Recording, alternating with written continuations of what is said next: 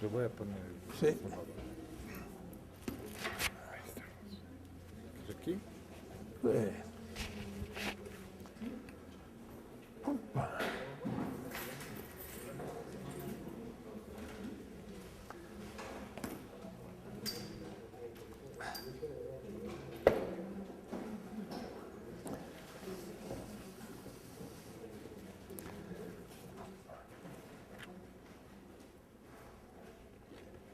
Uf.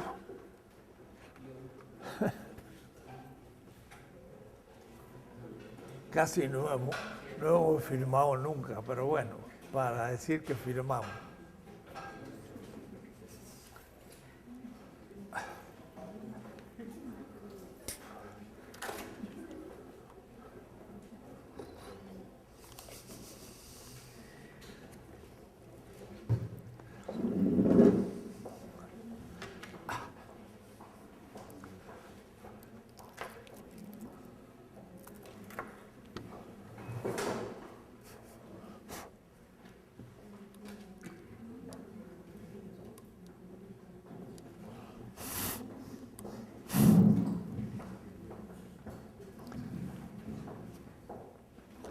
Bueno, continuamos con algunas reflexiones acerca del tema.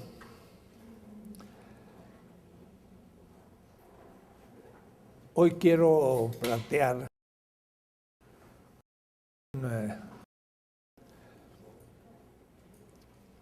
una nota de la modernidad que podría ser vista con nueva luz, lo que se está llamando el extractivismo. Vamos a explicarla, pero se me manifiesta como un tema de fondo en la concepción que la modernidad tiene de la naturaleza. Cuando decimos que por el choque de la Europa, y ahora gracias a nuestro amigo andaluz, y lo voy a empezar a tener presente, los germanos del norte y aún del norte de España colonizaron al sur de España todavía en la llamada Edad Media. Al decir eso digo la Europa sitiada por el mundo musulmán, en concreto otomano. Eso sería el concepto de Edad Media. Y España como la parte más avanzada de esa Edad Media, porque en contacto con lo más avanzado, que era el mundo islámico, por el Califato de Córdoba, vimos cómo el norte de España conquista el sur, donde no hubo nunca feudalismo, y entonces la cristiandad ocupó tierras que eran tierras de musulmanes, y aparecieron por primera vez latifundios que habían sido trabajados por comunidades de otra cultura que era musulmana. Y entonces se repartían esos latifundios que se lograban por la conquista a los propios castellanos que avanzaban en la cruzada hacia el sur de España. Este fenómeno es ya entonces una manera de relacionar el europeo con la naturaleza de una manera distinta que lo había hecho en otras partes de Europa, porque en otras partes de Europa había habitado siempre. Era parte de su historia la naturaleza, como puede ser al norte de España, Italia, Alemania, etc. Pero en el sur de España, los andaluces ocupaban una tierra que le era extraña, porque después de 7 siglos de presencia musulmana, empezaban a tener con respecto a esa tierra una visión de extranjeros. Esta es la primera experiencia de una cierta secularización y un cierto tomar a la naturaleza como lugar donde yo trabajo, pero se me manifiesta como un objeto ante un sujeto, y no la idea de fondo en que yo formo parte de la naturaleza como una totalidad. Y a veces, cuando yo hago la representación, aún en la filosofía de la liberación, digo el sujeto, y entonces ahí analizo las relaciones entre sujetos, varón, mujer, la erótica o el tema del género, padres, hijos, la pedagógica, hermano, hermano, la política, la económica, son relaciones intersubjetivas. Pero en la segunda parte de la filosofía de la liberación digo, ahora el sujeto se relaciona a la naturaleza y entonces aparecen las cosas. Y ahí, sin darme cuenta, ya adopto una cierta posición moderna, porque ya tomo la naturaleza ante mis ojos, como diría Heidegger, zu Hande, a la mano.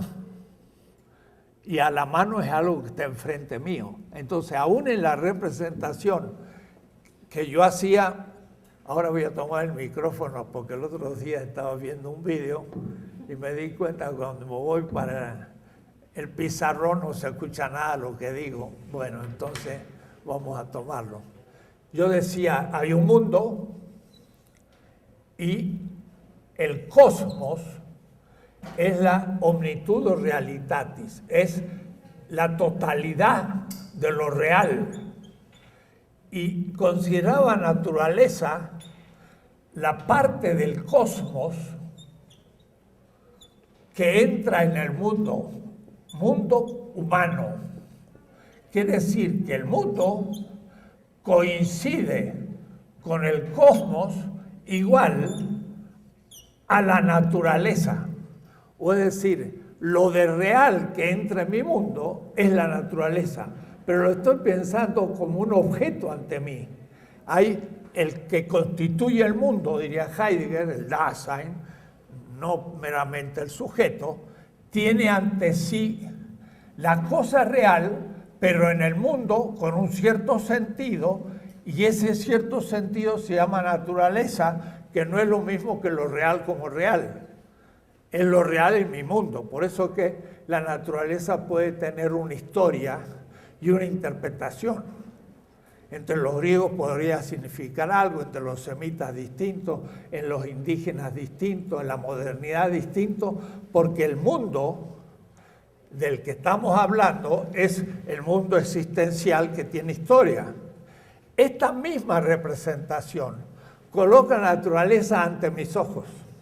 Entonces estaba pensando, esa representación, que al fin es un diagrama aproximativo y todo diagrama traiciona, tiene el inconveniente de que el mundo no es pensado como rodeado por el cosmos.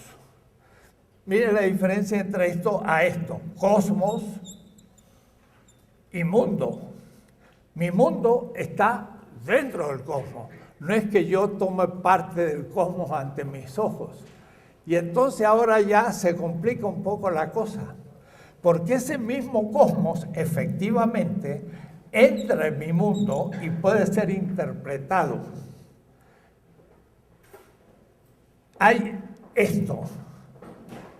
O es decir, el modo como un mundo indígena interpreta al cosmos como naturaleza, pero encontrándose el mundo y el sujeto dentro de la naturaleza y no la naturaleza ante mis ojos. Es muy distinto. Porque si yo pienso que está el cosmos primero y veo el planeta Tierra, aún científicamente hablando, en un momento surge la vida en ese cosmos, evoluciona esa vida y llega a ser el ser humano en su cerebro, y este recién despliega el mundo en el sentido existencial heideggeriano, pero sería hasta una nota real del cosmos la existencia del mundo, porque es el producto de una evolución producida por la naturaleza. Y de tal manera que entonces, en vez de tener la naturaleza ante mí, la metáfora de la madre tierra es una metáfora, pero que se refiere a algo también real. Yo soy producto de la naturaleza y estoy dentro de ella. Entonces ya empieza a ser otra interpretación de la naturaleza. Y bien, esta manera de interpretar lo real como naturaleza ante los ojos, como objeto, es lo propio de la modernidad.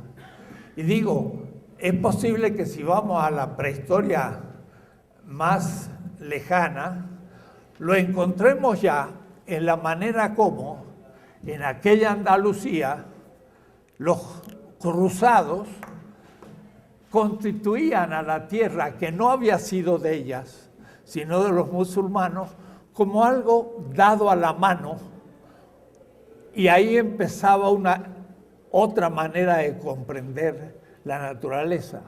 Cuando se pasa el Atlántico, y ahora sí ya entramos en otra experiencia, como lo vimos acá otros días en el debate, cuando Juan Manuel Contreras le dijo a nuestro colega andaluz, pero el pase por el Atlántico ya no es lo mismo que el paso del río de Toledo, que dividía la parte de la cristiandad más bien de la parte musulmana, porque el musulmán era para el español un ser humano, y un ser humano en cierta manera superior por riqueza, por antigüedad, por ciencia, y sabía el español que en el sur de España y en Marruecos, Fez y todo aquello, se conectaba con un enorme mundo musulmán que estaba más avanzado que Europa. Pero al pasar el Atlántico, descubren a los indígenas, y como leímos en el texto de la historia de las Indias, Colón dice indígenas, como si hubieran pasado 6 horas de Adán y Eva. Y entonces ya el yo europeo no estaba ante alguien igual o superior, sino alguien que se preguntó, ¿son humanos? Y la respuesta en el fondo fue, si lo son a medias. Y eso hasta hoy. Y entonces ahí ya constituyen al otro de una manera destituida. Pero también la naturaleza es radicalizada como mero objeto a la mano. Y eso es lo que se va a llamar extractivismo hoy. Pero el concepto extractivismo lo podemos de pronto proyectar hasta el 1492. Porque la actitud extractivista desaforada que tenemos en estos momentos, y es el tema de hoy, empezó allá en el 1492. Y va a ser entonces una nota moderna, aún anterior al capitalismo o simultánea al capitalismo, de la modernidad como modernidad, y no meramente del capitalismo ante la naturaleza. Porque la naturaleza es valor de uso. Y el valor de uso va a ser destituido, efectivamente, pero desde el punto de vista económico va a ser destituido como un mero valor de cambio. Pero desde el punto de vista ontológico y antropológico va a ser destituido a ser una pura mediación para el ser humano. Me estoy refiriendo a un artículo de nuestro amigo Ramón Grossfogel, que se llama, de una manera un poquito estrambótica, mucha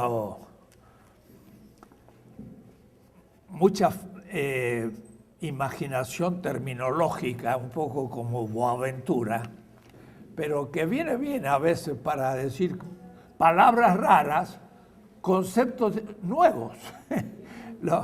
A veces no hay que nombrar los nuevos conceptos con palabras antiguas, porque yo creo que ya entendí el tema.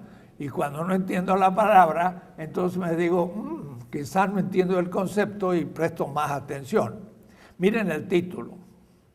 Del extractivismo económico al extractivismo epistémico y al extractivismo ontológico, siendo que Ramón no es filósofo, se atreve a llegar a este punto pensando en Nelson Maldonado, que le ha sacado mucho jugo, como se saca una naranja, al tema parmenídico del ser y no ser. Él trata todo el tema de la racialización moderna desde el no ser. Y eso ya sería ontológico. Pero no solo, 2 puntos. Una forma destructiva, este extractivismo epistemológico, de conocer epistemológico, del ser y estar, lo ontológico, en el mundo. O es decir, toma Heidegger y hasta lo modifica.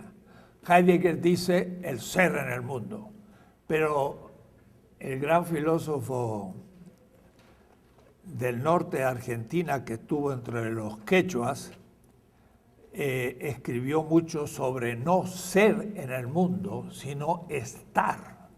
Y juega con la diferencia castellana de ser y estar, que ni existe en alemán, ni existe en inglés, porque be in the world, be, o in der Welt sein, no se puede decir estar.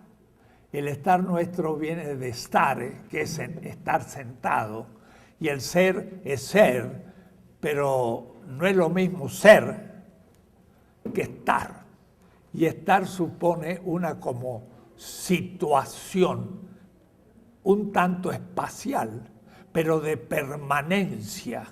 Y entonces el castellano puede ahí jugar sobre esa palabra y se ha hecho en el pensamiento indígena, ya latinoamericano, y Ramón lo toma. Bien.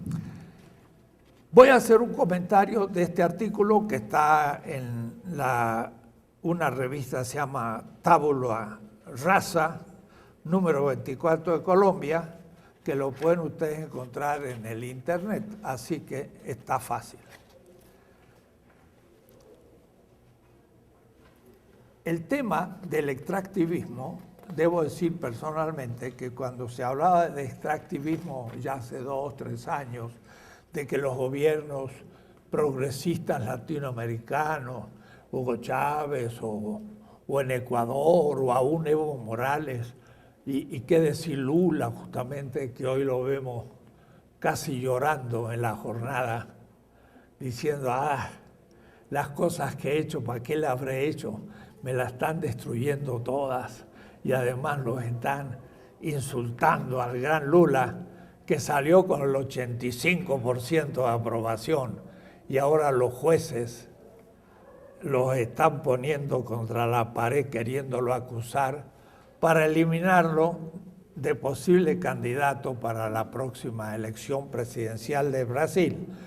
Incluyendo Lula, se le llama un poquito la extrema izquierda, a la cual reaccionó justamente este pensador Atahualpa, al que yo le dediqué un pequeño artículo, porque comentó este artículo, Atahualpa, que le voy ahora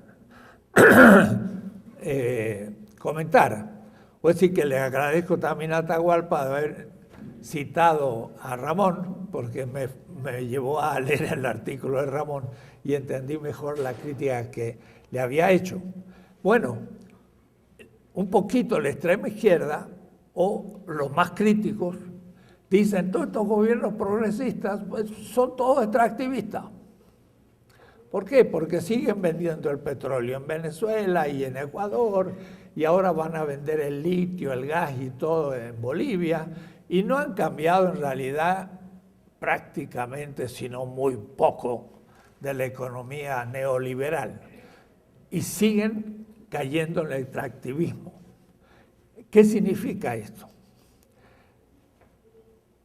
El extractivismo es primeramente económico, después iremos viendo epistémico y por último hasta ontológico.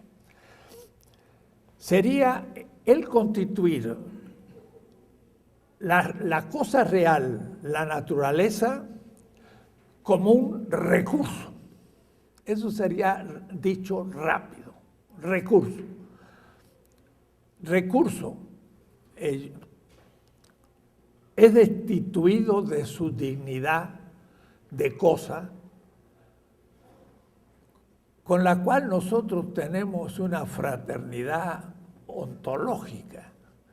Los místicos a veces pues viven hasta emotivamente la fraternidad con respecto a la mera existencia de las cosas. El mismo Schopenhauer, yo digo muchas veces, lo de real en mi cuerpo, o decir, el hierro, el carbono, los componentes materiales de mi cuerpo actual, son tan antiguos como el universo. Surgieron en el Big Bang, o decir, yo soy, por mis componentes, tan viejo como el Big Bang. Quiere decir que la realidad tiene una cierta dignidad, pero más, lo que está vivo en mí no ha muerto desde hace unos 3.500 millones de años. Soy tan antiguo como el origen de la vida. Es decir, las células de mi cuerpo que están vivas no proceden de algo muerto, sino de otras células vivas desde el origen de la vida. Quiere decir que lo vivo en mí no ha muerto de hace 3.500 millones. Qué dignidad también entonces de la hojita que cae del árbol, que está viva. Los dos tenemos 3.500 años de existencia en el componente de sus células. Y lo mismo puedo decir sobre el sistema nervioso. El sistema nervioso que constituye mi cerebro es tan antiguo como los primeros sistemas nerviosos. Quiere decir que el ser humano tiene por la realidad un cierto respeto fraternal. Y eso, de un punto de vista físico, hasta para Newton y para Einstein y para cualquiera, eso no es una metáfora, es real. Eso yo lo puedo destituir. Y en vez de darle, como el místico, una cierta dignidad fraternal, puedo simplemente decir, eso lo puedo extraer como recurso. Y al situarlo como recurso, lo destituyo de esa dignidad que tiene la realidad meramente como real. Esto sería para una meditación ontológica.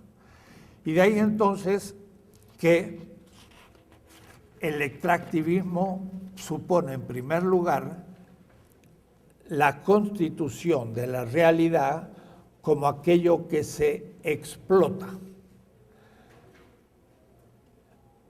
Este sistema moderno, capitalista, que comienza con la expansión colonial europea en 1492, dice Ramón Grossfogel, se constituye desde el comienzo, es muy importante decir, desde la experiencia original, según una división internacional del trabajo en centros metropolitanos y países periféricos, donde unos exportan materia prima y otros exportan productos manufacturados.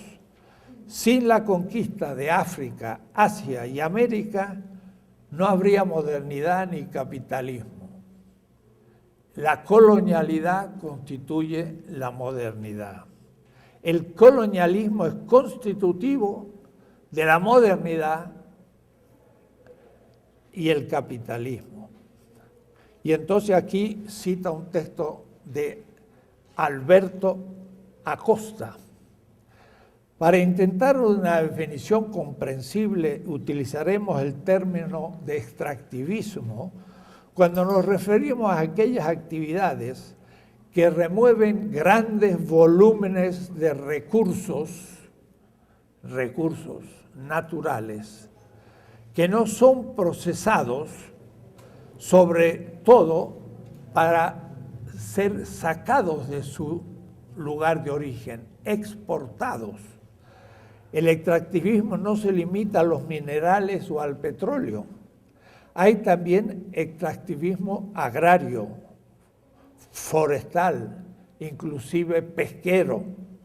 Hay también extractivismo, etc. En la práctica, el extractivismo ha sido un mecanismo de saqueo, porque se extrae sin pagar y por un derecho simplemente de descubrimiento o de dominio sobre el modo de extraerlo, y habiendo sojuzgado por un dominio en concreto militar aquellos que podrían oponerse. Eso desde el comienzo hasta ahora, donde las mineras canadienses ocupan en este momento millones de hectáreas de México, una buena porción del territorio, leía casi hasta un 25%, que están siendo ocupadas por la minería de superficie, en lugares inhóspitos, que los únicos que están habitando en esos lugares, claro, son nuestros pueblos originarios, los indígenas, porque lo hemos arrinconado en los desiertos y le hemos sacado las mejores tierras que ellos tenían antes, pero que la conquista los ha ido sacando.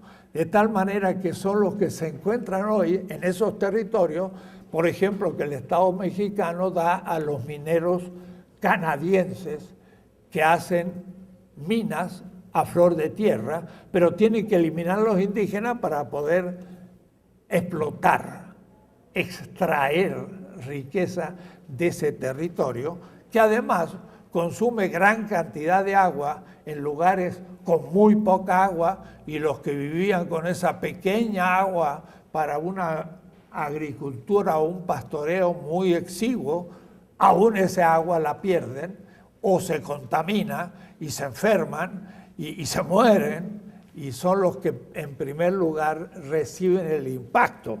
Es decir, que no es solamente el hecho de interpretar de otra manera la naturaleza, sino de explotarla de una manera distinta y matar a aquellos que viven sobre ese lugar, y en este momento son los indígenas. En la práctica, el extractivismo ha sido el mecanismo de saqueo, porque las minas, que fue el primer gran extractivismo, La Plata, por ejemplo, Zacatecas, las minas, Huancavelica y Potosí, nunca pagaron un centavo, ni siquiera se sintieron escrúpulos de no pagar. Es decir, les pertenecía por derecho de conquista.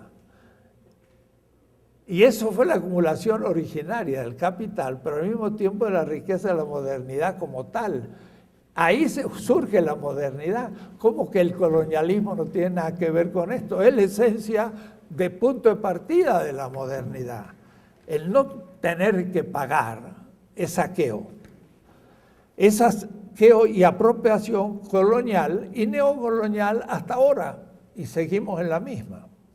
Este extractivismo, que ha consumido diversos ropajes a lo largo del tiempo, se ha forjado en la explotación. Marx dice, explotación del trabajo por el capital. Ese es el esencial. Pero también hay una explotación de un trabajo por el otro trabajo, es la competencia. Y eso no es un problema de la burguesía, es un problema también del obrero. Porque el capital explotado superexplota al trabajo del capital explotado. Pero además también la naturaleza es explotada. Y entonces vamos a la destrucción misma de la naturaleza y, por último, a la destrucción de las condiciones de posibilidad de la reproducción de la vida. Y ese es el tema que ya estamos tocando como punto final. El extractivismo tiene un límite. Y el límite es la extinción de la vida.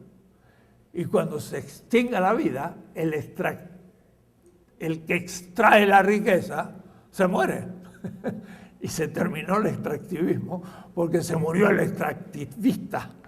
Y ese es el problema, la humanidad se va a morir porque habrá contravenido reglas de la existencia de la vida que el propio extractivismo en su exceso llega a cumplir. O es decir, es como la serpiente que llega a comerse la cabeza, lo cual es absurdo, ¿no?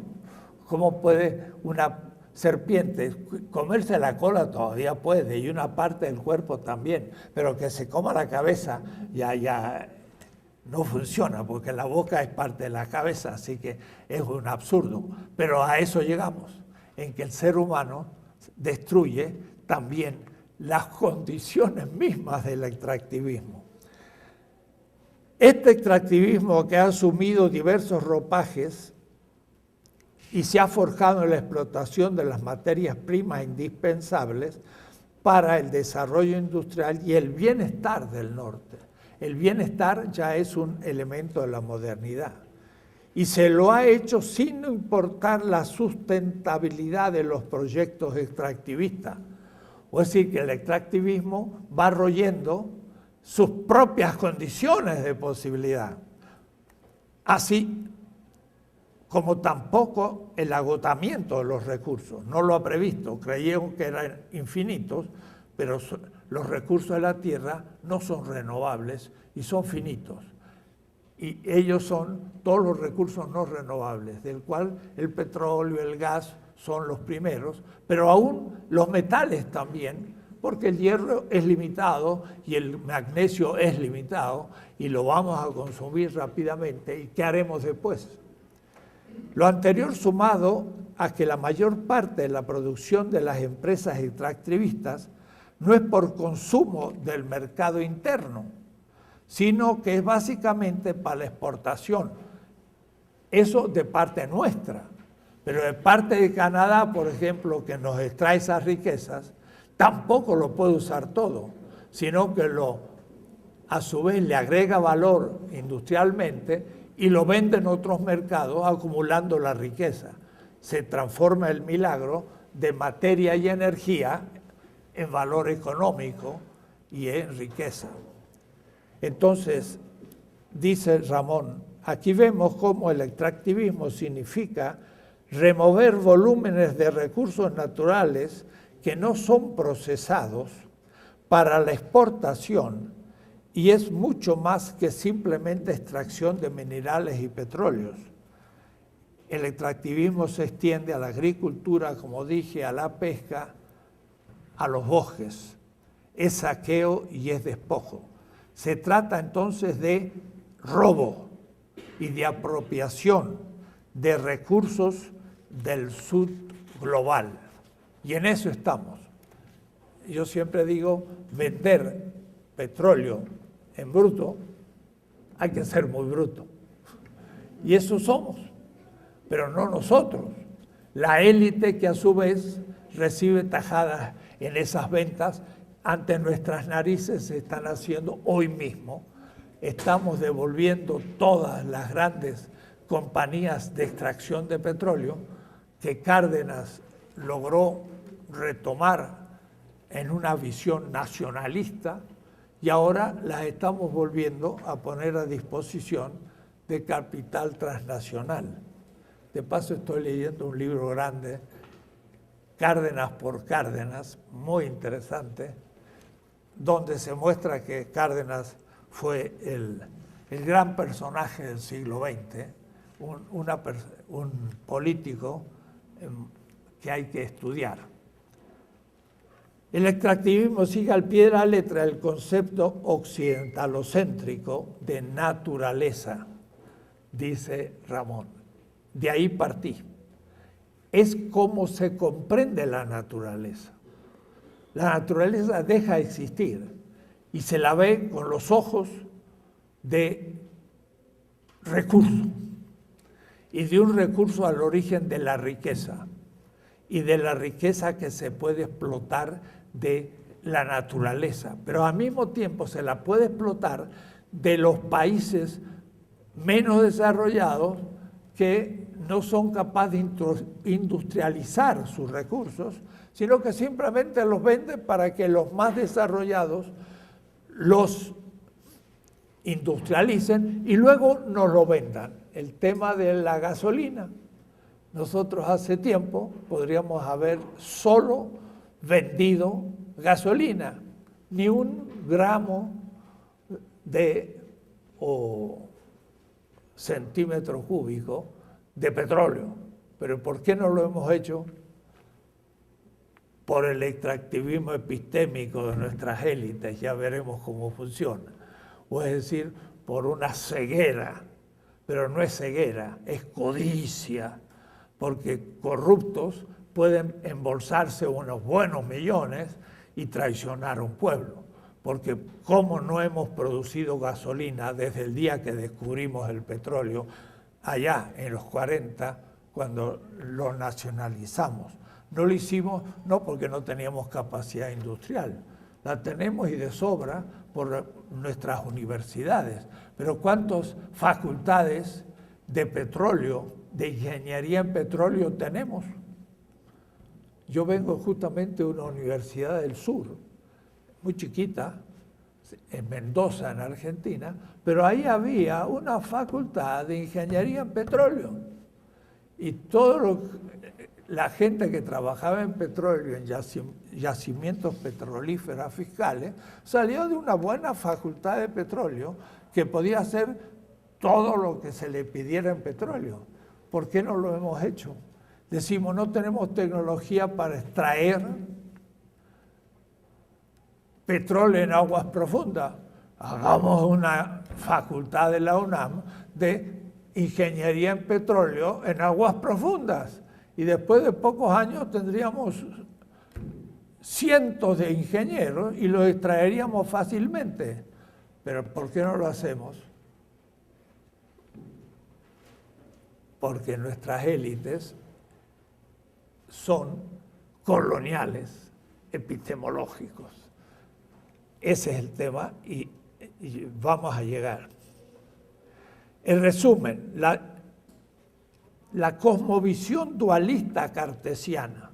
Interesante escuchar a un sociólogo historiador como Ramón Grossfogel, ya habiendo asumido las tesis filosóficas, porque lo hemos discutido muchas veces, pero la cosmovisión justamente cartesiana. El ser humano es el ego cogito, un alma a la que le es indiferente tener un cuerpo. Dualismo tremendo, helenocéntrico además. Y el cuerpo que es una res extensa. Cantidad, no hay cualidad. Ese cuerpo es también naturaleza considerada extractivistamente, porque se le quita al propio cuerpo humano, que somos nosotros, porque nosotros somos solo corporalidad, pero habiendo distinguido que somos alma primero y cuerpo secundariamente, y siendo nuestro cuerpo una res extensa, al mismo cuerpo lo hemos colocado a nivel de un recurso. Y por eso que yo puedo explotar el cuerpo del otro pagándole un salario. Es una concepción del propio cuerpo como recurso, claro, como valor de uso, va a decir Marx, pero realmente poner al cuerpo humano como valor de uso meramente es ya destituirlo, como también destituir la naturaleza. Entonces, en resumen, la cosmovisión dualista cartesiana occidentalocéntrica, lo humano es concebido como exterior a la naturaleza y la naturaleza como un medio para un fin. Y ese fin es el fin que se propone la modernidad de dominio y al mismo tiempo de riqueza como valor de cambio. Cuando esa racionalidad es aplicada a la producción tecnológica, como ha sido el caso durante los últimos 5 siglos de la modernidad, tiene la racionalidad de la destrucción de la vida, porque cualquier tecnología que se construya a partir de la noción de naturaleza, entendida de esta manera dualista occidental, va a tener inscrita dentro de sí misma la racionalidad de la destrucción de la vida, ya que no tiene pensada como fin último la reproducción de la vida. Eso sería una extensión de lo que yo he explicado en la ética, que el primer principio de la ética es la afirmación de la vida y de la vida humana. ¿Cuántos éticos dicen eso? Expósito, Roberto en España, y Hans Jonas de paso, y punto. No hay ningún ético que afirme que la vida es el criterio absoluto de la ética. Y entonces, claro, todo funciona ya extractivistamente, diríamos. Por el contrario, en las cosmovisiones no occidentales de las epistemologías del sur, que no participan de esta visión dualista, sino que tienen dentro de sí la noción holística de diversidad dentro de la unidad, por ejemplo, la Pachamama de los indígenas o el Tawhid del Islam. Es un concepto interesante esto de Tawhid, no lo conocía. Es una enseñanza de Mahomet, el fundador del Islam, que el absoluto, Alá, se manifiesta en cada cultura de otra manera. Es decir, que la revelación del absoluto no es solamente islámica, sino que también tiene otras manifestaciones. Muy interesante, es una visión no unitaria de la revelación del absoluto, sino plural, analógica le llamo exactamente. O el Ubuntu del África, ahí ya me quedé sin contenido. No puedo explicar qué es el Ubuntu, pero hay que estudiarlo. O es decir, en cada cultura hay visiones de la naturaleza y de la realidad plural. Hay una visión distinta. La visión holística, en la visión holística no existe naturaleza, sino el cosmos. Y todos estamos al interior mismo como formas de vida. Es lo que representé en segundo lugar. No el cosmos ante los ojos, sino el cosmos siendo donde yo estoy, que es la inversa. Independientes que no existen entre sí. Esto produce la racionalidad de que la vida humana no está fuera del sistema ecológico y es dependiente de otras formas de vida. La vida humana es concebida al interior de una ecología planetaria y, por tanto, si destruyes tu ecosistema o las otras formas de vida a tu alrededor, te destruyes a ti mismo. Eso no solo en la comunidad, sino en lo que llamaba Teilhard de Chardin la biosfera. Allá por 1925 existe la atmósfera, que ciertamente es también fruto en gran parte de la propia vida, porque en el origen no había atmósfera. hace 4.000 millones de años. Y la protovida que empezó a surgir entre seres todavía no vivientes, empezaron a exhalar gases y fueron produciendo la atmósfera. La atmósfera misma es un producto de la vida y una protección de la vida ante los rayos infrarrojos, de tal manera que la vida misma fue transformando y de alguna manera produjo la atmósfera, y la biosfera supone esa atmósfera. Esa atmósfera la estamos destruyendo también con el hueco de ozono en los polos, y ahora entonces quedamos un poco a la intemperie de nuevo, como cuando surgió la vida, y pone en riesgo la existencia actual de la vida, por supuesto. La vida humana es concebida al interior de la ecología planetaria, y por lo tanto, si destruyes tu ecosistema, pones en cuestión la vida. De manera que la ecología y sus diversas formas de vida y existencia no son un medio hacia otro fin, sino es el fin en sí mismo. Por eso que la vida es aquello tras lo cual no puede irse, diría Apple, más que la argumentación teórica, porque si argumento es para vivir y no vivo para argumentar. Y por eso entonces, ¿qué es la vida? Cualquier tecnología que se construya a partir de este principio lleva dentro de sí la racionalidad de la reproducción de la vida. Y entonces empieza a abultar sobre este tema que por evidente no es todavía tomado en serio. Una filosofía de la vida es el fondo de la filosofía, pero no como bioética. La bioética es una ridícula casuística de deberes y obligaciones dentro del sistema de la salud, que es una parte del sistema capitalista que explota la enfermedad. Eso es el sistema de salud, la explotación de la enfermedad humana. Y nuestros bioéticos están ahí a ver si yo puedo o no hacer eutanasia, y mientras tanto la mitad de la humanidad se va a ir muriendo, y ellos preguntando si puedo anticipar la muerte de los ricos, porque los pobres se mueren sin que nadie anticipe o postergue su vida, se mueren de pobres y no porque lo decidieron. Entonces, bueno, no tiene nada que ver la bioética con una ética de la vida, o tiene que ver muy poco.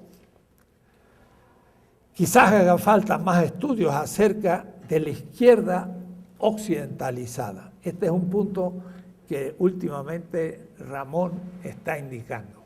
La izquierda, y aún el marxismo-leninismo, estuvo totalmente contaminado. Estuvimos, primeras personas, el plural, aún con la mejor intención de salirnos de ahí, pero siempre, como digo yo, descubriendo nuevos aspectos modernos y eurocéntricos en nuestra formación. Ahora recién estoy poniendo a fondo en cuestión mi visión de la naturaleza, que está en mi librito Filosofía de la Liberación. Para corregirlo habría que escribirlo de nuevo. Entonces mejor dejarlo como está y decir, en esos años veíamos las cosas así, y entonces darse cuenta que hay una evolución y no sabemos todo de pronto, sino que vamos descubriendo, y eso es lo bonito, porque los jóvenes ya se montan sobre la corrección de sus maestros y no tienen que repetir los errores. Si no estudian la filosofía de siempre, porque en ese caso se ponen toda la filosofía de siempre y son unos eurocéntricos modernos rematados y se creen que son muy críticos porque han leído a Foucault o a Zizek o a gente extraña, que son completamente modernos y eurocéntricos y del cual tendríamos que empezar a librarnos. Digo esto porque en la próxima sesión del seminario voy a comentar una obra de Santiago Castro Gómez, que estuvo aquí la semana pasada, me dio su libro sobre la gubernamentalidad, 2 tomos sobre Foucault. Y después de un muy buen estudio sobre Foucault, porque Santiago le ha dedicado 20 años a Foucault, termina diciendo, no sirve. Lo cual me digo yo, bravo, ahora sí estamos de acuerdo. Porque muestra que Foucault al fin tiene una tal actitud ante las instituciones que no sabe qué hacer con ellas. Y habla de las técnicas del poder, pero no del poder, y entonces no puede entrar en política. Y que lo diga un Foucaultiano como Santiago, vale la pena haber estudiado 20 años a Foucault para ya ponerlo en su lugar y entrar a cosas más importantes, ¿no? Entonces eso nos sirve. La izquierda occidentalizada tiene un eurocentrismo epistemológico producto de la misma visión y prácticas desarrollistas extractivistas que los gobiernos de derecha, ya que comparten la misma visión eurocéntrica del universo.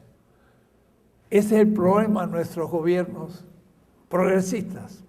Pero no hay que criticarlos como diciendo, es lo mismo de siempre. No, ya han avanzado y tienen buena voluntad, pero están todavía atrapados en algo que nosotros mismos estamos atrapados y estamos intentando salir de esa trampa. Con esto no niego la diferencia cualitativa que representan estos gobiernos de izquierda frente a las maquinarias neoliberales que existían en estos países en el pasado. Lo escribió hace 2 años, porque que han vuelto en Argentina y han vuelto en Brasil, y no vaya a ser que vuelvan en Ecuador, esperamos que no en la segunda vuelta, pero podría darse. Si no vuelven en Ecuador, es posible que se pare el paso atrás de la historia de América Latina. Pero si pierde esta izquierda progresista en Ecuador, dará no un paso atrás, sino 2 pasos atrás el proceso latinoamericano. Hay que estar viendo cuándo se para. No hay que escandalizarse de que la derecha esté volviendo en América del Sur. Es la historia. Y los ciclos son largos. Tenemos un siglo para ver las cosas. No yo, pero la humanidad. Entonces, hay que ver cuándo se frena, porque ya se está produciendo una reacción muy importante, que gracias a la derrota, ahora se pueden decir cosas, estas por ejemplo. Entonces en Argentina y en Brasil hay que decir, compañeros, izquierda, lo que pasa es que seguimos siendo modernos y seguimos siendo activistas porque concebimos la naturaleza de la misma manera que la derecha. Hay que ir más a fondo. Esta es la oportunidad de la derrota. La derrota nos dice, ¿qué pasó? ¿Lo que hicimos se vino abajo? No, no se vino abajo. Lo que demostró es que había que hacerlo de otra manera más profunda, pero dentro de los que teníamos hicimos lo posible.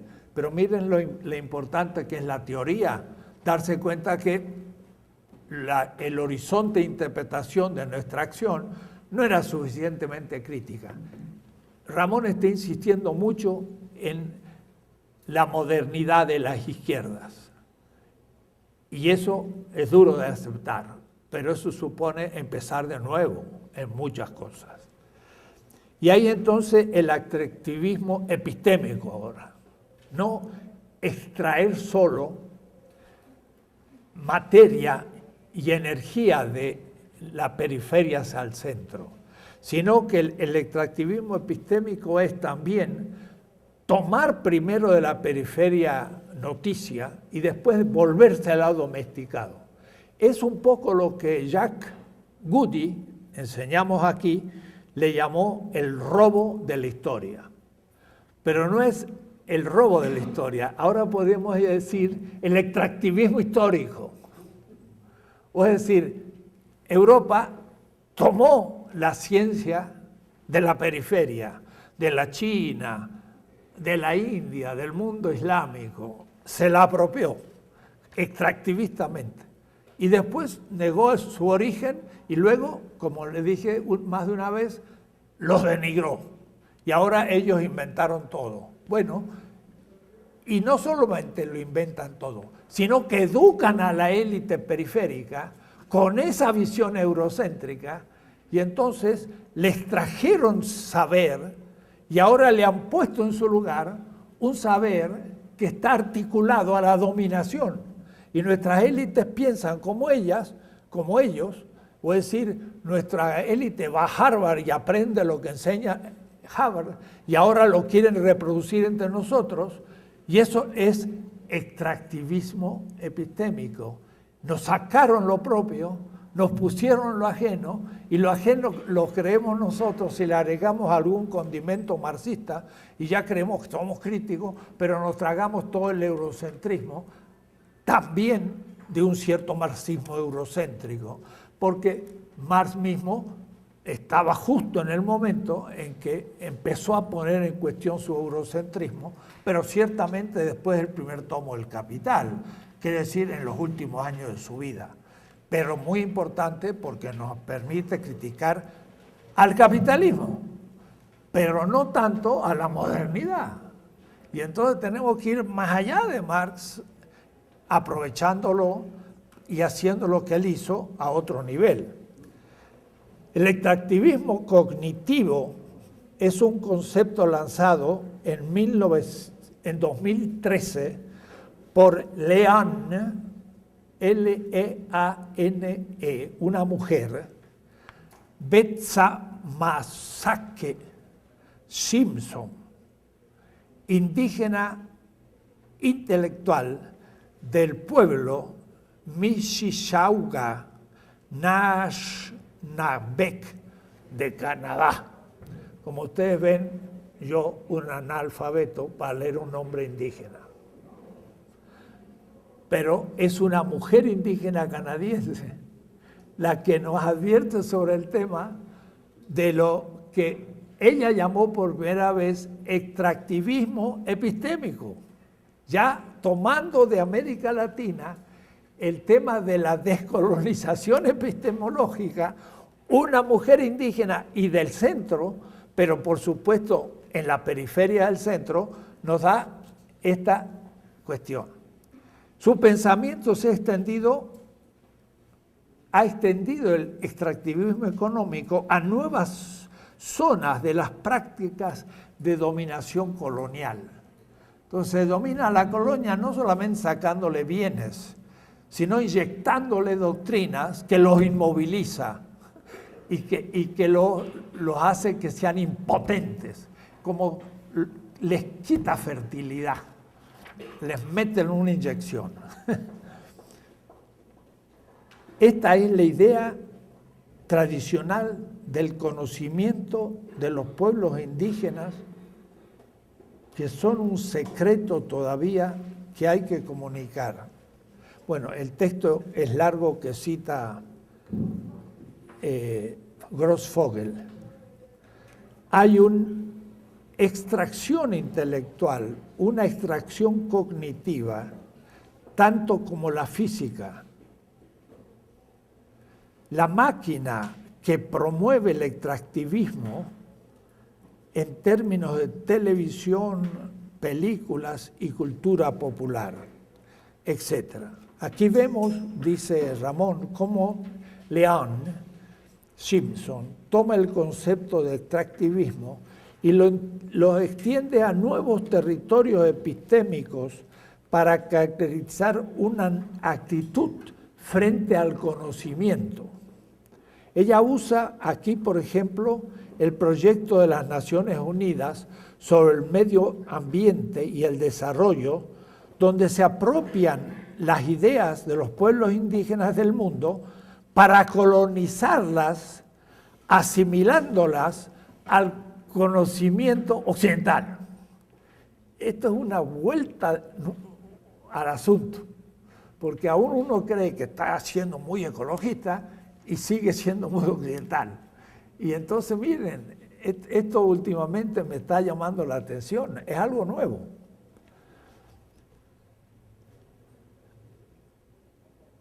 Al asimilar este occidentalismo, esos grupos críticos, al subsumir esos conocimientos de los pueblos en el conocimiento occidental, se les quita la radicalidad política y la cosmogonía crítica alternativa para mercadearlos mejor y simplemente extraerlos de su matriz epistémica más radical para despolitizarlos. Las Naciones Unidas proponen entonces salvar la vida, pero se olvida que en realidad la política de las mismas Naciones Unidas y de esa misma UNESCO es colonizadora. Y entonces no toma eso a un nivel político de lucha donde hay que oponerse al sistema, a nivel político, económico, contra el racismo, contra el antiecologismo y demás, sino que los adulcorea como una teoría perfectamente posible de ser cumplida sin una actitud política distinta. El extractivismo intelectual cognitivo o epistémico trata de una mentalidad que no busca el diálogo, que conlleva la conversación horizontal de igual a igual entre los pueblos, ni el extraer ideas como se extraen materias primas para colonizarla por medio de subsumirlas al interior de los parámetros de la cultura occidental.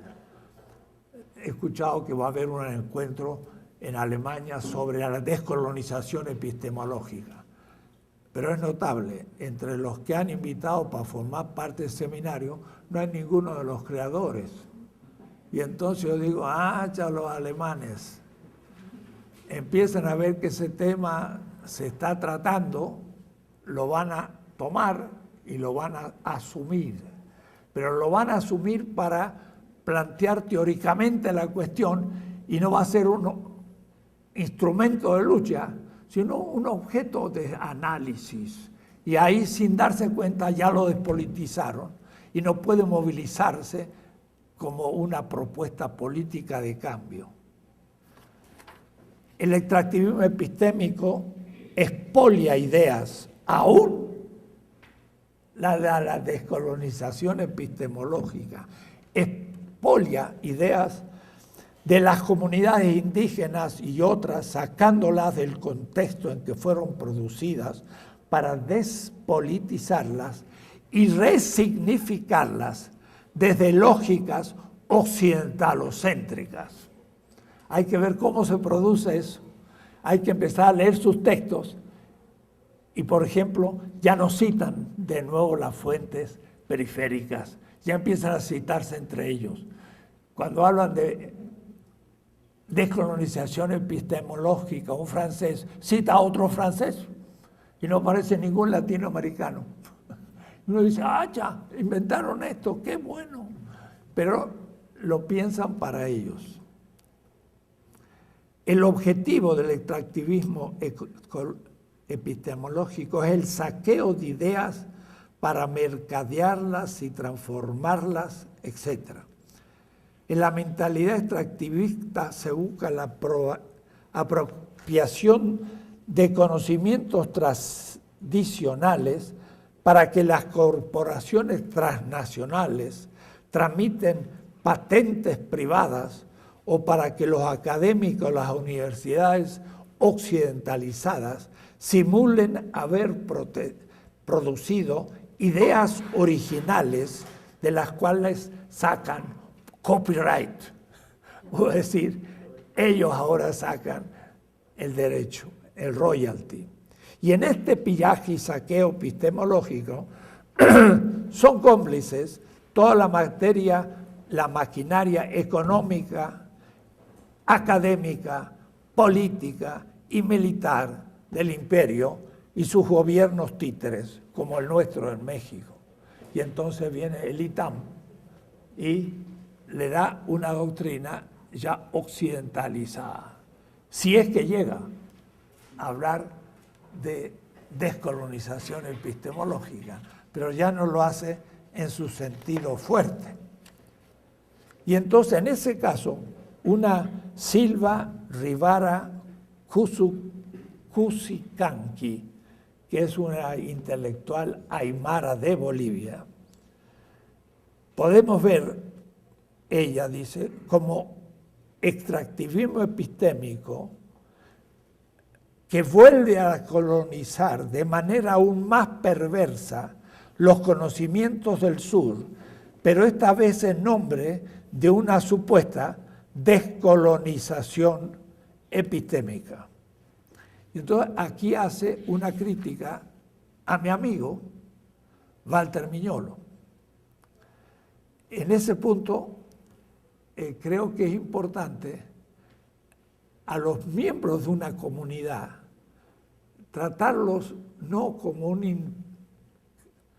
como se trata en la academia a un oponente, sino que en la comunidad creativa creo que a veces no hay oponentes, sino que hay miembros de una comunidad que van aprendiendo mutuamente, no diría por la crítica, sino por argumentos que permiten ir avanzando al conjunto. De tal manera que yo, más que criticar a los que estamos en algo muy semejante, prefiero decir, es necesario que des un paso adelante.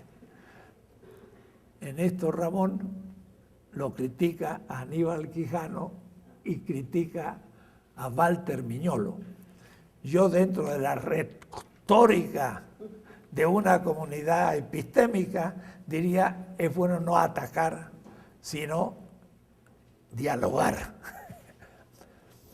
Pero él ataca y dice, bueno, en este caso, Rivera Cusicanqui, boliviana, ataca. Los Miñolo y compañía, ven la manera, ya lo ningunea un poco.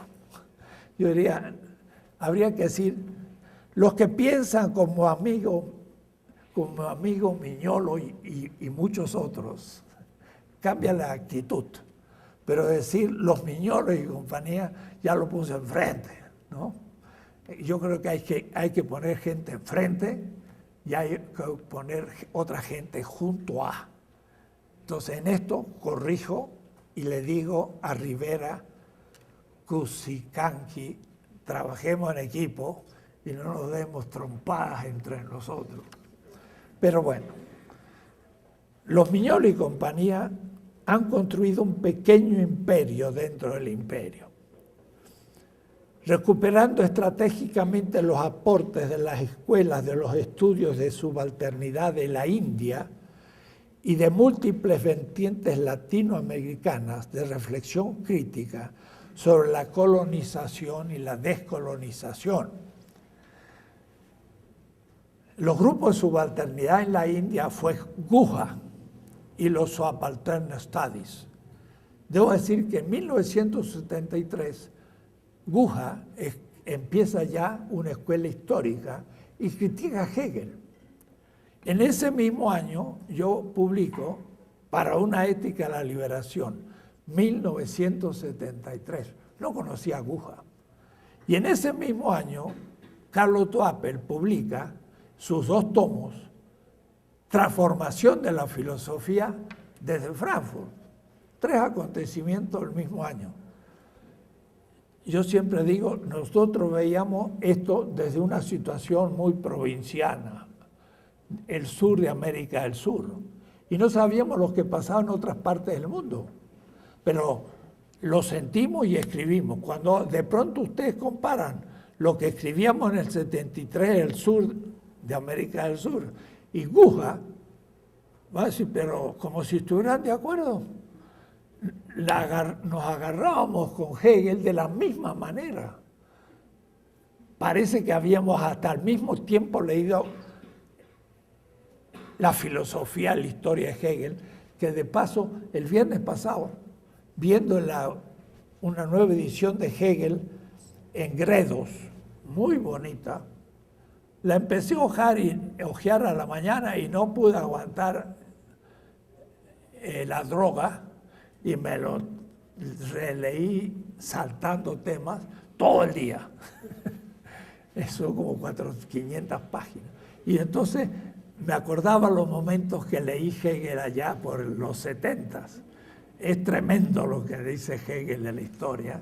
Es el libro más eurocéntrico que se ha escrito, porque era el momento de la culminación de la burguesía en la Europa triunfante, 1818 a 1831 en Berlín. Entonces tiene una visión eurocéntrica tremenda, y esa es la que va a hacer estar en todos los programas de historia del mundo y por supuesto de la UNAM, sin haber cambiado casi ni una coma ni un punto. Pero no hay que pensar que Miñolo se inspiró en Guja. Más bien, Miñolo, en un seminario en Puebla, me invitó a hablar, y yo no lo conocía a Piñol hace unos 15 años, 20, y le mostré mi visión de la historia, y Miñolo quedó feliz y nunca lo había escuchado. Y de ahí se despierta de su posmodernismo, porque le hago una crítica total al posmoderno, y Miñolo pasa de la posmodernidad a una visión crítica, ¿no? Entonces, conozco bien a Miñolo y no se lo puede tampoco caricaturizar. El doctor Miñolo se dio en su época por alabarme a ella, porque iba a Bolivia y hablaba muy bien con Rivera, una intelectual indígena. Quizás poniendo en práctica un dicho del sur de Bolivia que dice: alábalo al tonto que lo verán trabajar.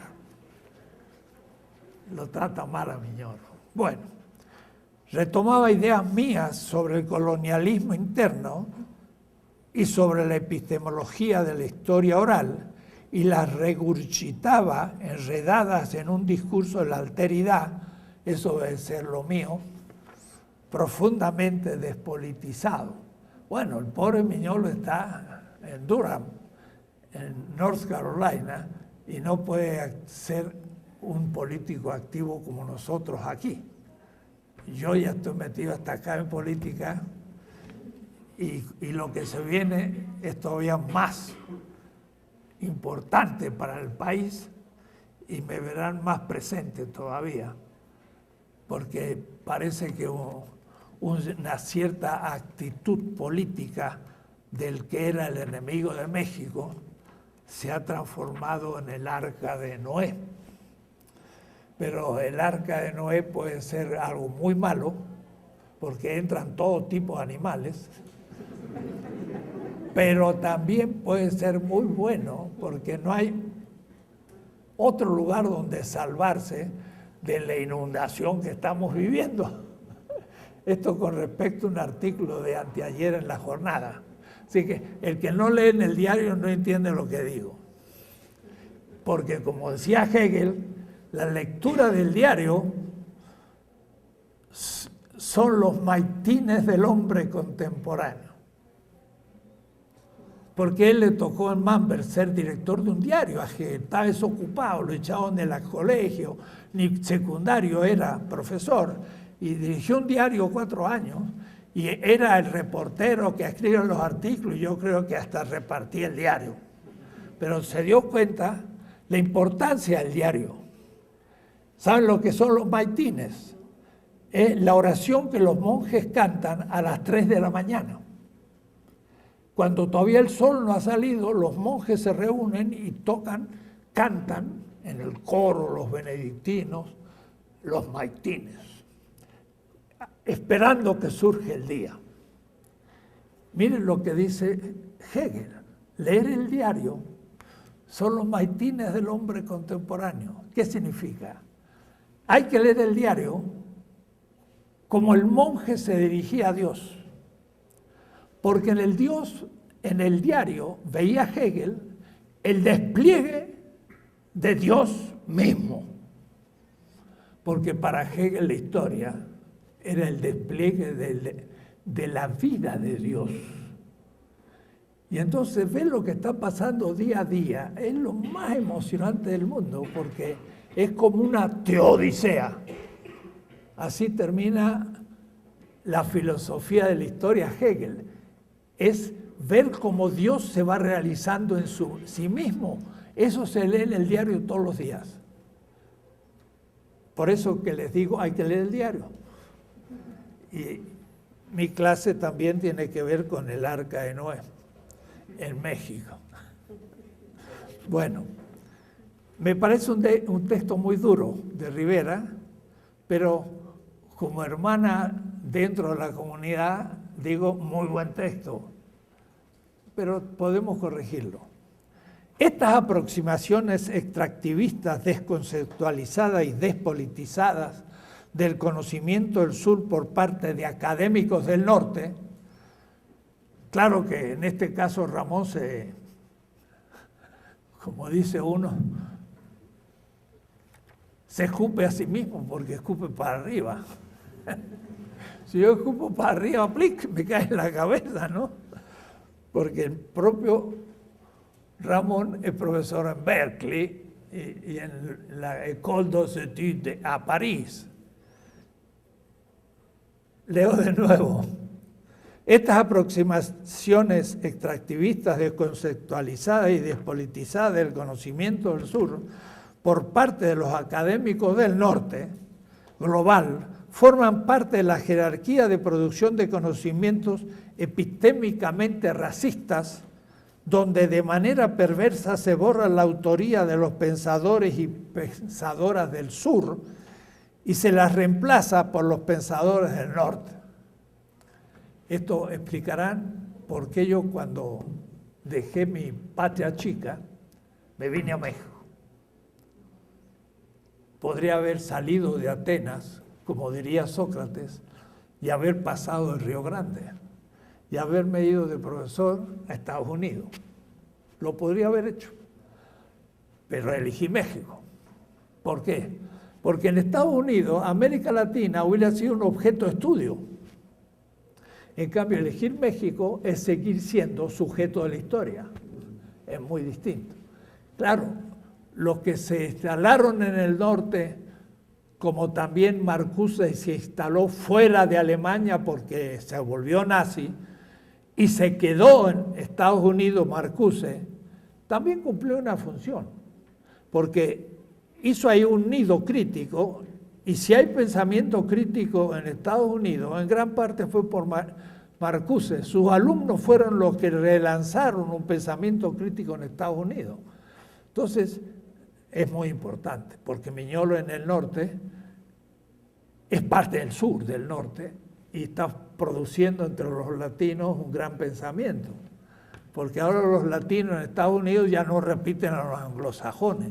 Ahora los latinos, que somos los mexicanos en el norte del río, ya tienen un pensamiento propio. Y ahora justamente hablábamos con el colega de que están surgiendo nuevos movimientos latinos muy interesantes, pero también hay un pensamiento propio. Digo esto así un poco para ser más solidarios con aquellos que no piensan de todo igual, pero formamos parte de una misma comunidad élargie. Refiriéndose a una experiencia en una revista académica anglosajona, donde le obligaban a citar a Quijano y Miñolo sobre teorías que ella misma y otros autores latinoamericanos habían producido décadas antes que ellos, nos dice lo siguiente Silva, Rivera, Cusicanqui.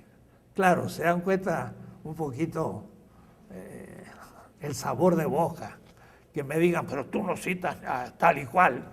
Y entonces ella dice, bueno, si ellos aprendieron de mí eso, lo que pasa es que el otro no lo sabe. Y además es una mujer y no un varón. Entonces 2 veces dejada de lado.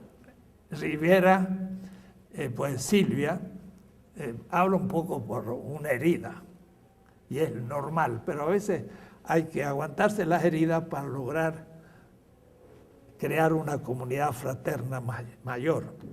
A través del juego de quien cita a quién. Yo siempre cuando tomo un artículo, primero veo quién cita, para ver, ¿no?, por dónde va la cosa, y después leo el artículo. Y ellos se citan entre ellos. ¿Quién ellos? Los franceses, los alemanes, los norteamericanos, nunca los latinoamericanos. Por eso tenemos que citarnos nosotros. Tenemos que citarnos nosotros, y yo tomo las tesis que hacen ustedes de licenciatura, maestría, doctorado, entonces veo la bibliografía, puro europeo, aún de los que critican a los europeos, pero citar a un autor latinoamericano pues hace bajar el valor del trabajo. Entonces ella tiene razón. A través del juego de quién cita a quién, se estructura la jerarquía y acabamos teniendo que comer, resucitando el pensamiento descolonizador que las poblaciones intelectuales indígenas de Bolivia, Perú y Ecuador habíamos producido antes e independientemente. Y este proceso se inició en los años 70. Y está bonito lo que dice. El trabajo de Pablo González Casanova, casi nunca citado, sobre el colonialismo interno, se publicó en 1969. También en 1969 se publicó el libro de Salazar Bondi, Hay filosofía en nuestra América. Ahora, lo que pasa es que ya en el 73 empezamos a publicar muchos otros. Y la filosofía de la liberación surgió en ese momento. Y tampoco se cita, por supuesto. Cuando Miñolo y Quijano estaban todavía militando en el marxismo positivista, no. Quijano ciertamente y muy bueno. Miñolo no, porque Miñolo se comprometió contra la dictadura en Argentina y se fue a París a estudiar lingüística, y ahí después conoció a su esposa y se fue a Estados Unidos. Así que Miñolo nunca fue marxista y menos positivista porque no era ni marxista. Pero después más bien va a encontrar la importancia, pero después lo va a descartar por eurocéntrico, lo cual pienso hay que sugerirle que es un error. Hay que sugerirle, no hay que decirle, ya tú estás mal. Si no pasas por Marx, el problema no es que no seas marxista, el problema es que eres ingenuo con respecto al capitalismo. Entonces por eso hay que conocer Marx. Pero Miñolo no lo ha hecho tanto. Bueno, que arroje la primer piedra el que lo ha hecho bien. Son muy poquitos. Bolívar, uno de ellos, lo ha hecho muy bien. Bueno, este es el texto de ella, un poquito fuerte. Esta llamada a la precaución que hace Silvia acerca de cómo conocimientos producidos en América Latina se reciclan ahora como algo original de unos pocos autores reconocidos en las academias del norte, aun cuando sean de origen latinoamericano, nos recuerda que el extractivismo epistémico puede ocurrir incluso con autores que hablan en nombre de la descolonización epistemológica. Lo que quería hacerles notar es esta vuelta al asunto. Ahora tenemos que cuidarnos nosotros de no solo ser modernos, sino también continuar siendo colonizados cuando hablamos de descolonización. Hay dos problemas que destacan en la crítica de Silvia. Por un lado, el problema de fondo de la crítica de Aníbal Quijano a su racismo epistémico. Cuando digo a su racismo epistémico, hay una manera de hablar ofensiva. Tendría que decir de nuestro amigo Quijano y no de su racismo epistémico. Así que le voy a decir a Ramón que vea mi vídeo, pues, que inferioriza los conocimientos indígenas, mestizos y afros, mientras al mismo tiempo toma ideas de ellos sin nunca citar a los intelectuales mestizos indígenas y sobre todo afro que los produjeron. El mismo Ramón me ha dado un hermoso libro de 500 páginas de un gran intelectual caribeño, donde desde Marx muestra cómo se origina el racismo moderno, pero en los años 50. Y lo que hace Quijano, y está muy bien, y es muy original, toma esta idea de la aplicación de interpretación marxista al racismo afro del Caribe y lo aplica al racismo indígena del continente americano. No es lo mismo el Caribe que el continente, y al aplicarlo a los indígenas es la originalidad de Quijano, y está muy bien. Lo único que no hizo el primer paso, él, sino que lo aprendió en un intelectual black, afro, caribeño. Entonces Ramón le dice, bueno, si está dependiendo que lo cite, y es verdad, no lo cita. Bueno, entonces hay que decirle a Aníbal, cítalo, y estamos de acuerdo. Hay que poner aceite a la comunidad para que no haga ruido. La crítica de Silvia a Walter Miñolo y Aníbal Quijano es muy parecida a la de Lilian Batasomsake Simpson al extractivismo cognitivo, pero desde el África. Hay dos problemas para destacar en la crítica de Cusicanqui. Por un lado, el problema de fondo de la crítica de Aníbal Quijano y su racismo epistémico que inferioriza los conocimientos indígenas, mientras que al mismo tiempo toma las ideas de ellos sin nunca citar a los intelectuales, principalmente afro. Por otro lado, el problema de fondo que le reprocha a ella a alguien como Miñolo es cómo se apropia de las ideas de los pensadores que provienen de los pueblos en lucha, sin ningún compromiso político con los movimientos sociales ni en lucha de los pueblos indígenas y afros. Produce conocimientos sin ligar su escritura y su actividad a la lucha de liberación de los pueblos, sino para adquirir capital simbólico, capital económico y crédito académico en las academias del norte global. Está un poco fuerte. Y entonces yo diría un poquito injusto. Puede que algo de eso haya, es humano, pero está aportando también más que eso. En esto consiste la descontextualización y despolitización que ejerce el extractivismo epistémico en su versión racista epistémica de Quijano y en la versión populista epistémica de Miñolo. Está fuerte. No estoy del todo de acuerdo esta vez con Ramón. Y entonces continúa en esa línea y llega a puntos más adelante.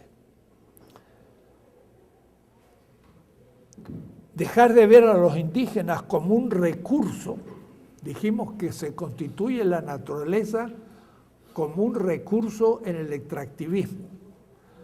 También yo puedo tomar el conocimiento de otra cultura o de otra persona y tomarlo como un recurso de prestigio. Dejar de ver a los indígenas como un recurso, voy a decir que ya lo tomo más en serio, y comenzar a verlos como actores sociales que piensan y producen conocimiento válido para todos, es un primer paso hacia la descolonización epistémica que propone Lilian, la africana. Y añade como segundo paso la necesidad de vivir responsablemente, de extraer y no quedarse meramente en la teoría. Vivir responsablemente se recoge en esta frase de ella. La alternativa al extractivismo es una reciprocidad profunda. Is deep reciprocity. La reciprocidad profunda como forma de ser y de estar en el mundo es la alternativa descolonial que se propone. Voy a decir, la verdadera superación sería ahora empezar a tener una experiencia personal distinta con la naturaleza. Ya no verla como un objeto, sino verla como algo recíproco. La reciprocidad implica una profunda revolución en la forma de vida. Vivir bajo el principio de reciprocidad implica el intercambio justo en las relaciones entre los seres humanos y en la relación de los seres humanos con los no humanos. Yo agregaría vivientes. La ecología planetaria nos da agua, alimentos, aires para la vida. El principio de la reciprocidad implica devolverle al cosmos la reproducción de lo que tomamos de ella. Extraer sin devolver es el principio de la destrucción de la vida. Extraer tomando cuidado de reproducir la vida y devolver lo que se extrae es un principio cosmológico completamente distinto. Y ahí entra ya a un nivel mucho más ético, antropológico y ontológico. El extractivismo es una forma de ser y estar en el mundo. El asunto es cómo empezar a describir una forma de ser y estar en el mundo distinta. Y eso llevarlo a la vida cotidiana. El extractivismo es un robo, es un saqueo, es un pillaje, es una forma de ser y estar en el mundo. Mientras me beneficia a mí, no me importan las consecuencias sobre los otros seres vivos, humanos o no humanos. Y mientras que dure mi vida, yo vivo feliz. Los demás que se arreglen. Claro, Hans Jonas trabaja el tema de las generaciones futuras. ¿Quién defiende a las generaciones futuras? Yo digo, total, hay todavía recursos suficientes, yo voy a vivir feliz aunque destruya mucho. Que se arreglen los que vienen. ¿Quiénes son?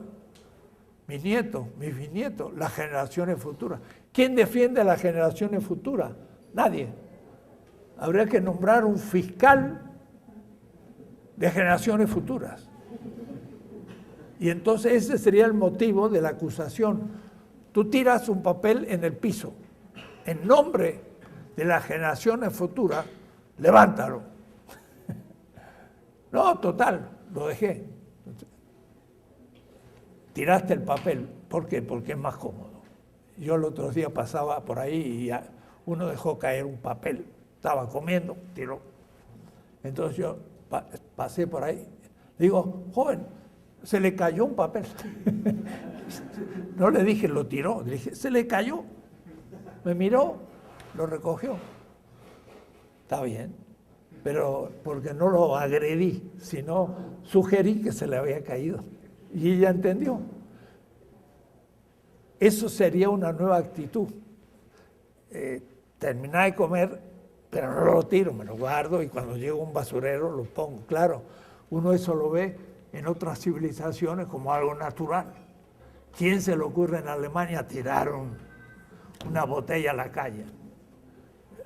No puede. Me acuerdo, estaba yo en Münster con un chileno, iba caminando por el parque, y no por la calle, sino por el pasto. Digo, ¿y tú no caminas por el...? No, estoy cansado con estos alemanes. Y seguía caminando por el pasto, porque un alemán no va a poder caminar por el pasto en un parque, porque está fuera de lo que puede pensarse. Ejemplar, porque no lo hace simplemente por cumplimiento del deber, sino por un respeto a los otros, porque de no haber levantado lo que tiró, yo le hubiera dicho, compañero, ¿y quién lo va a recoger? Si yo pago a un basurero para que lo levante, pues nos cuesta caro y a ti también es más fácil que lo recojas tú. Y si todavía me hubiese visto con desprecio, hubiera agarrado yo su vasito tirado y me lo hubiera llevado, para al menos le diera un poco de vergüenza, ¿no? Es decir, tenemos que devolver a la naturaleza lo que nos ha dado. Las sociedades imperiales, coloniales, patriarcales son insostenibles porque viven de robar y destruir de los demás, humanos y no humanos. El egocentrismo es propio de la subjetividad asociada al colonialismo, al patriarcado, al racismo y el extractivismo, porque lo que importa es el interés egoísta, el orgullo masculino, colonizador, aunque el mismo conlleve la destrucción planetaria de humanos y no humanos. El tema ecológico deja de ser un tema parcial y ecológico, se transforma en un tema ontológico fundamental. Y va por ahí entonces el cambio de la subjetividad. Tenemos que empezar a vivir la naturaleza de otra manera.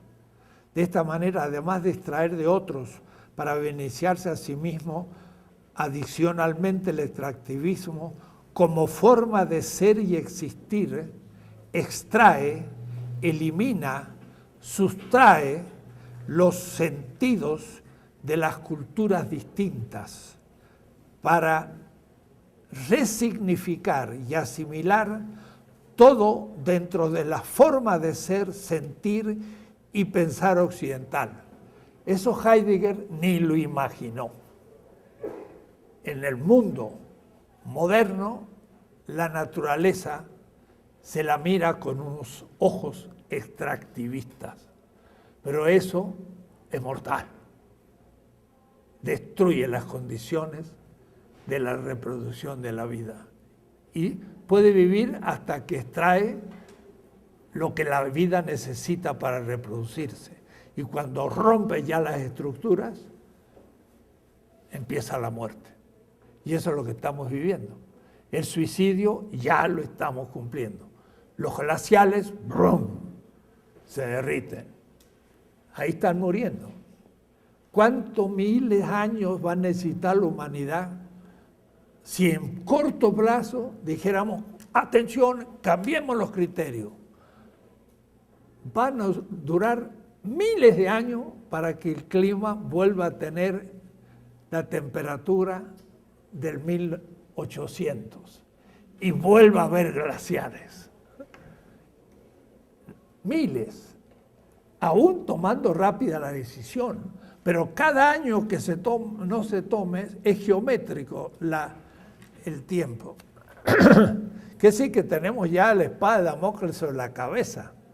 O hacemos o morimos. La bolsa o la vida. Como dice el ladrón de la calle. La bolsa o la vida. La bolsa es la billetera. O la vida, lo mato. No es eso. Es Wall Street o la vida humana. Y ahora ya estamos ahí. Y casi todos dicen, la bolsa es lo importante, la vida después. Al sacarse de estos contextos y situarlos en nuevos contextos, se pierde el sentido y los significados originarios, pasando a ser asimilados en la matriz cultural eurocéntrica de la modernidad, que está detrás del capitalismo. Es decir, el capitalismo necesitó secularizar la naturaleza y destituirla de su naturaleza para poder transformarla en mercancía. Alguien diría, fue el capitalismo lo que transformó los bienes en mercancías. Pero ¿de dónde le vino esa actitud? Al propio capitalista. ¿O fue simultáneo? Ciertamente fue simultáneo. Destituí yo la subjetividad moderna, la naturaleza de su dignidad, cuando la constituyó como extractiva y extractiva como mercancía, y por lo tanto surgió un nuevo proyecto, no de reproducción y crecimiento de la vida, sino de aumento de la tasa de plusvalor o de ganancia, simultáneo. Pero hay un fundamento ontológico detrás, y eso es moderno. Al sacarse de sus contextos, cambia el sentido. Y Heidegger decía, el mundo es una totalidad de sentido, cambia la totalidad de sentido. Y entonces ya estamos al nivel de la ontología de la modernidad, que es lo que yo buscaba al comienzo de todas estas clases. La modernidad es una civilización, es una cultura, es una interpretación del mundo. La modernidad tiene un sistema económico, el capitalismo, tiene un sistema político, el liberalismo, porque el liberalismo surge con el capitalismo. John Locke da los fundamentos ontológicos. Él dice, los indígenas no trabajan la tierra como Dios manda. Yo siempre digo, el Dios inglés, porque en el norte del continente los indios eran nómades y entonces no había agricultura, entonces no trabajaban la tierra. Y entonces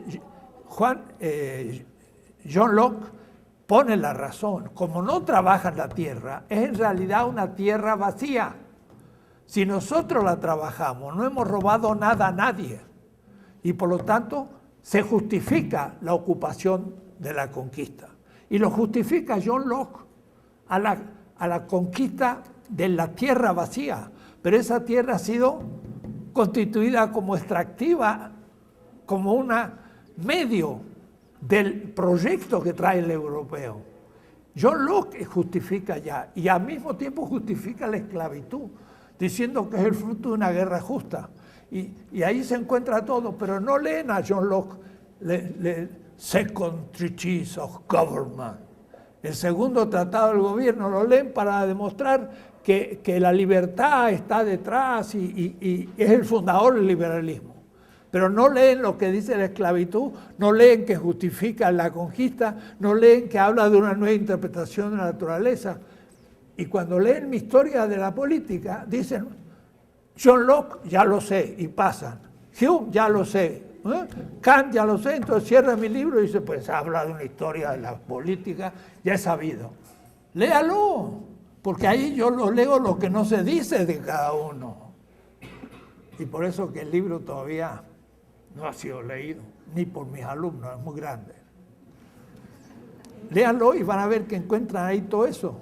Porque yo a John Locke muestro que justifica la conquista, justifica el sistema indígena, justifica la esclavitud y además justifica la propiedad privada y como garantía de la propiedad privada justifica el Estado liberal.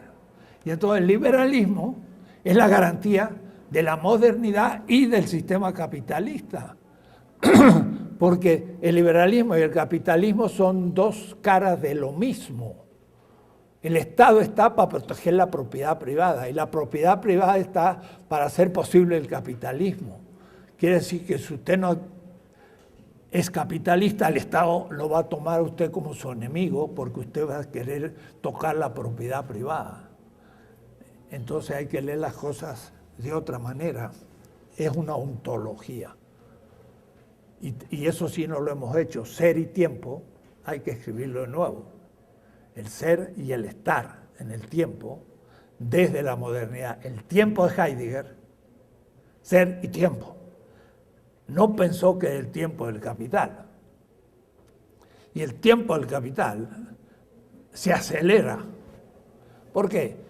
Porque a medida que la rotación del capital es más rápido, yo saco más ganancia. Y no es porque la modernidad tenga... No, voy a decirlo de otra manera.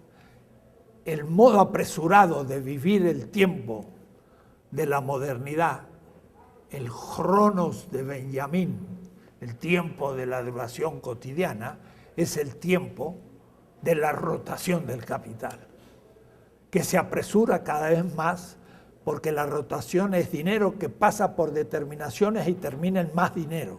Y cuando más rápido haga eso, más dinero acumulo. Entonces el tiempo se va acelerando, pero es el tiempo del capital. Heidegger no se dio cuenta que el ser y tiempo era el ser de la modernidad en el tiempo de la modernidad. Y él criticando a la modernidad, porque criticaba la modernidad solo como una subjetividad ante el objeto y le puso un mundo que estaba antes. Y entonces dice, el ser ego cogito, el yo pienso, es moderno, pero antes de eso está el ser en el mundo y eso explica a la modernidad y es el horizonte de crítica. Pero lo que pasa es que el mundo de Heidegger también era moderno.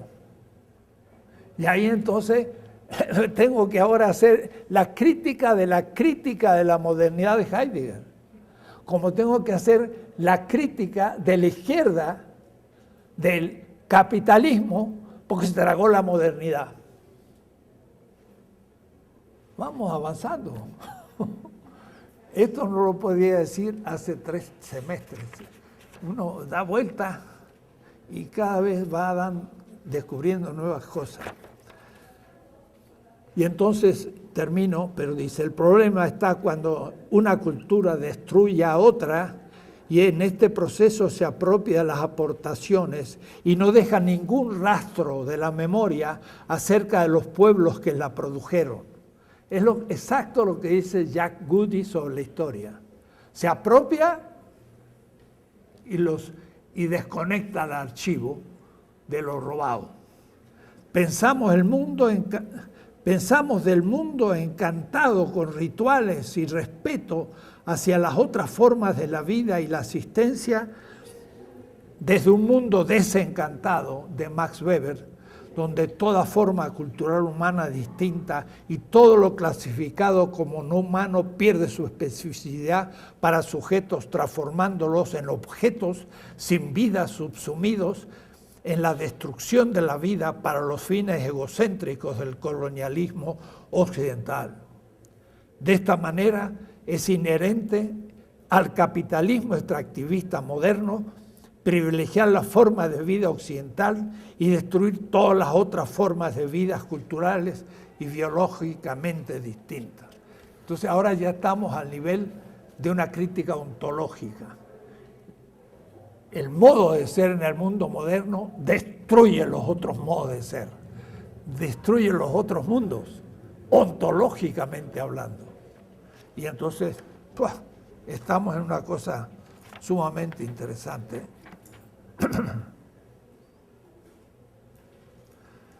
Es un buen artículo, con muy buena bibliografía, cortita, pero dentro del debate. Me llamó la atención la obra de George Saliba, 2007, Ciencia Islámica y el hacerse del Renacimiento Europeo.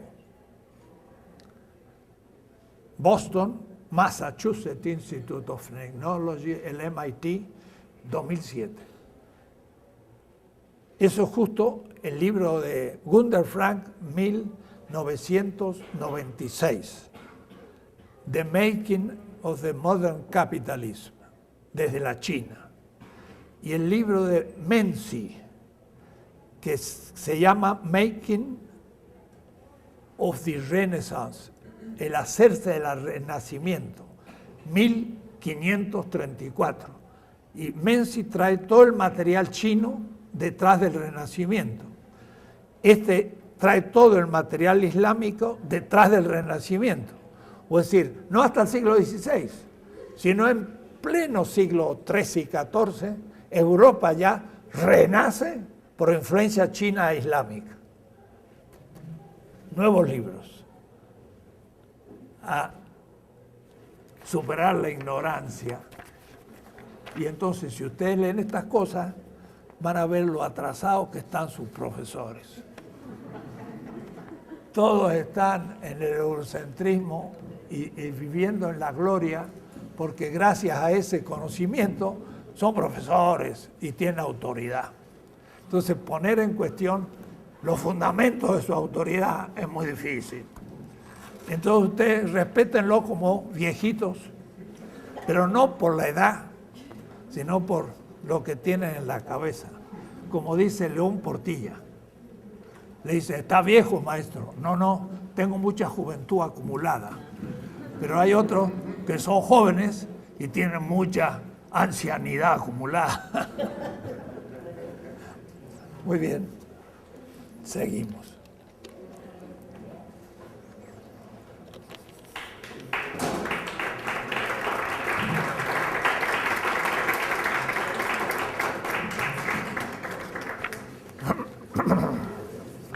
Gusto volver a saludar.